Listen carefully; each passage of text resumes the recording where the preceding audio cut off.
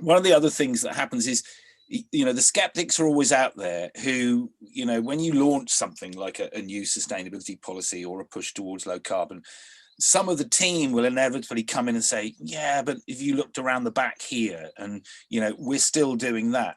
So in order to kind of like to counteract some of that, the outward and positive communications and having that kind of list of everything and having the door open so that people can come in and understand that their voice will be heard, and that will kind of go on a register and a list of things, and you can't get to everything all at once.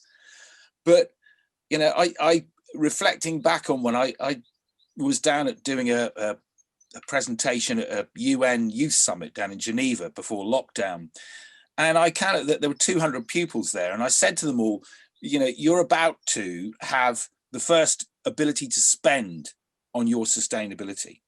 So if you took those 200 students and each one of them were going to pay £9,000 a year for their tuition fees, that's £27,000 each. So 200 of them, £5.4 million sitting in that one room. Now, it wasn't that they should necessarily only choose the university that they went to, but they should have been asking the university, where do you source your energy? What's your plan towards going to carbon zero? So then that starts to influence it. And we can all do that, you know, we can all start to have an influence in how we spend our money. And some of that will take time. And again, the supply chain. We had a brilliant one at Eden where you know, this was when 1.9 million visitors were coming through the door. And I was looking at the waste and I was going, well, why are all the pasties coming in a cardboard box every single day? And we went to the pasty supplier and he said, I thought you wanted cardboard boxes. And I said, no, a reusable plastic baker's tray again and again and again would be just brilliant for us.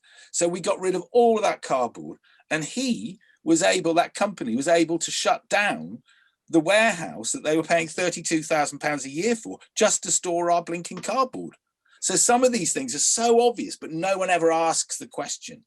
And that's that thing of going broad and wide into your organization, asking people, you know, is there anything that we're doing that you think is bonkers?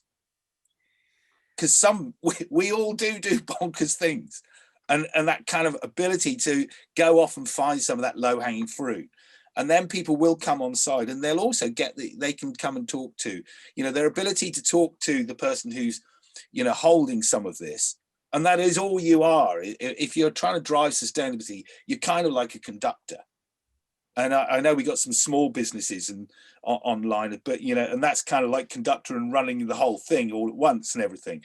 But it is about applying and putting on, you know, the right tunes and spinning the right, you know, discs and hearing that yes, let's go and do that. It's that positivity and feeding that back out to your team, and also externally tell the stories.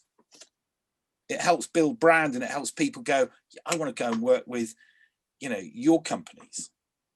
That's that area of influence again, isn't it? You know, people quite often don't even make a start with making things more sustainable because they think, well, I'm just one person, or we're just one little business, we can't make a difference. If every business or every individual starts to think that way, we really can make a difference. Yeah. And some of that's even just asking the question of your supply chain. You know, what are you doing? Where's your carbon footprint? Just have those triggers and start to ask those questions down.